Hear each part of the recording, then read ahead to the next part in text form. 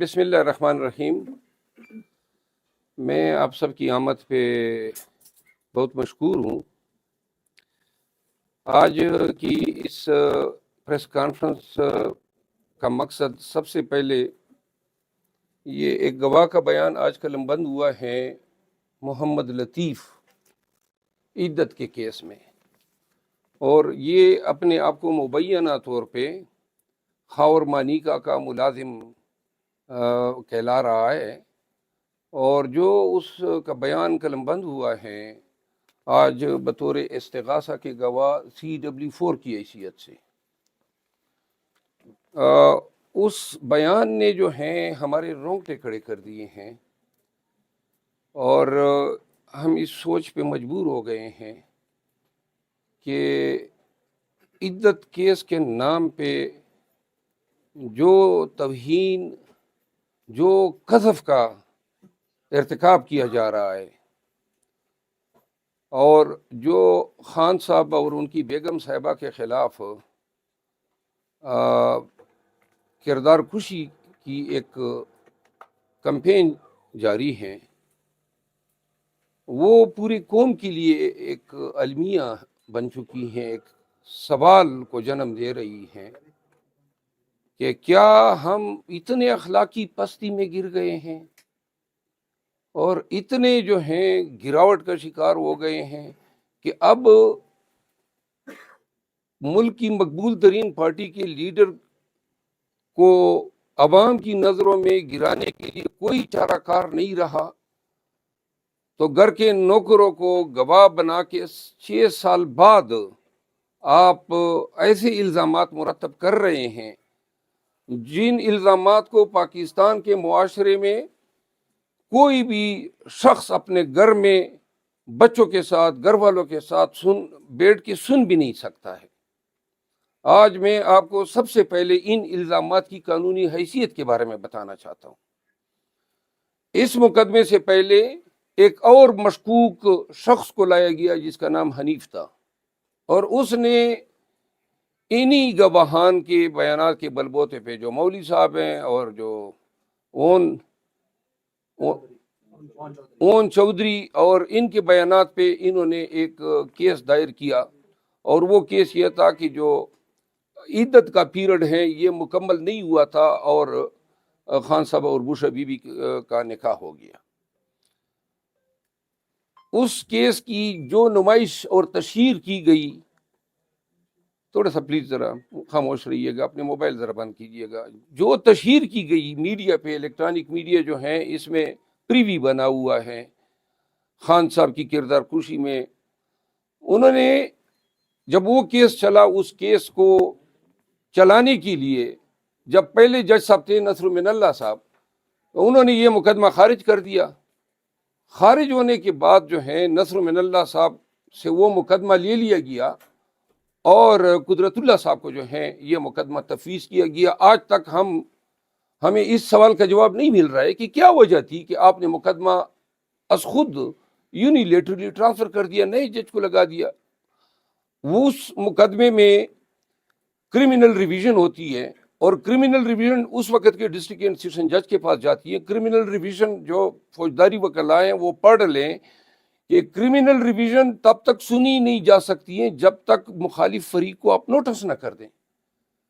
حیرت کی بات تھی کہ ڈسٹرکٹ اینڈ سیشن جج جو سینئر جوڈیشل آفیسر ہوتا ہے، انہوں نے وہ کرمنل ریویژن ڈیسائیڈ کی، یک طرفہ طور پہ نصر من اللہ صاحب کے اس فیصلے کو کالعدم قرار دیا، کیس واپس بھیجا۔ لیکن اس دفعہ جب بھیجا تو وہ وہاں پہ نئے جج صاحب براجمان ہو گئے، قدرت اللہ صاحب۔ اس آرڈر کے اگینسٹ میں ہائی کورٹ چلا گیا کہ جی یہ کس طرح کی کرمنل ریویژن تھی، ہمیں سنا ہی نہیں گیا، نہ کوئی نوٹس دیا گیا، اور جج صاحب اپنے آرڈر میں لکھتے ہیں کہ نوٹس کی ضرورت ہی نہیں ہے، یعنی قانون کے اوپر اپنا قانون بنا رہے ہیں۔ ہمارا مقدمہ ابھی تک زیر سماعت ہے کہ اس دوران جو ہے خاور مانیکا گرفتار ہوتا ہے کرپشن کے چارجز پہ۔ خاور مانیکا کے کرپشن کے چارجز جو ہیں وہ اچانک جو ہیں وہ کرپشن سے مبرہ ہو جاتا ہے، جس طرح وہ تمام لوگ مبرہ ہو گئے جو PTI کو چھوڑ کے پریس کانفرنس کر کے چلے گئے یا میڈیا پہ آئے اور خان کے خلاف بیانات دیے۔ یہ حضرت بھی جو ہیں کرپشن کے چارجز سے مبرا ہو جاتا ہے، ونڈیکیٹ ہو جاتا ہے، البتہ اس کو ایک بیان رٹایا جاتا ہے، اور اس بیان کی بنیاد پہ ایک صحافی ہیں جاوید خانزادہ صاحب، جاوید خانزادہ، شاہ خانزادہ صاحب، تو شاہ خانزادہ صاحب جو ہیں وہ ان کو جو ہے طوطی کی طرح بیان دلوا دیا جاتا ہے، میڈیا پہ نشر ہوتا ہے، اور اس کے بعد ایک طوفان بدتمیزی برپا ہو جاتا ہے PMLN کی طرف سے۔ میاں نواز شریف کا بیان آ جاتا ہے کہ جی یہ ریاست مدینہ کے علمبرداروں کا اصلی چہرہ یہ ہیں۔ اب جب پہلا کیس تھا وہ کدھر گیا، کسی نے پوچھا؟ اور یہی وکیل صاحب جو آج خاور مانیکا صاحب کے وکیل ہیں، وہی اس حنیف کے وکیل تھے، میرے دوست ہیں راجہ رضوان عباس صاحب۔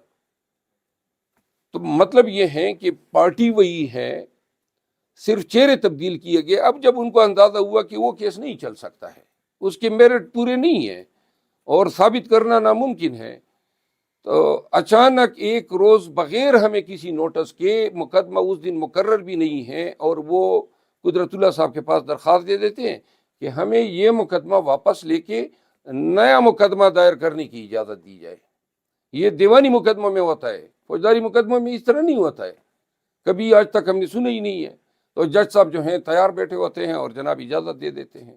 اجازت دینے کے بعد یہ خاور مانیکا کے بیان اور یہ جو وہی مولوی صاحب اور اون چودھری، یہ سب مل کے دوبارہ گواہان بن جاتے ہیں۔ انتہائی پورتی کے ساتھ یہ مقدمہ دائر ہو جاتا ہے، اور اس کے بعد جج صاحب جو ہیں وہ بالکل گھوڑے کو لگام دے دیتے ہیں، اور استغاثے میں جناب علی گواہان، آج یہ جو گواہ ہوا ہے میرے خیال میں 5واں گواہ ہے، یہ گواہان ہو رہے ہیں، اور گواہان سے وہ کچھ کہلوایا جا رہا ہے جو شریعت کی نفی ہے، جو انسانیت کی نفی ہے، اخلاقیات کی نفی ہے۔ اتنی گراوٹ کا مظاہرہ کس طرح ہو سکتا ہے پاکستانی معاشرے میں؟ اسلام اور لا الہ الا اللہ محمد رسول اللہ کے نعرے پہ یہ ملک بنا ہے، اور آج ایک میاں بیوی آپ کس طرح ان کی تکذیب کر رہے ہیں، ان کی آپ کس گھٹیا انداز میں جو ہیں پاکستانیوں کو کیا اخلاقیات بتانا چاہتے ہیں۔ یہ آپ کی سیاست ہے، اور ملک اس سیاست کا کس طرح متحمل ہو سکتا ہے کہ جب آپ کی ساری ناؤ جو ہے وہ یہاں پہ رک گئی کہ نوکر آپ کو مل گیا،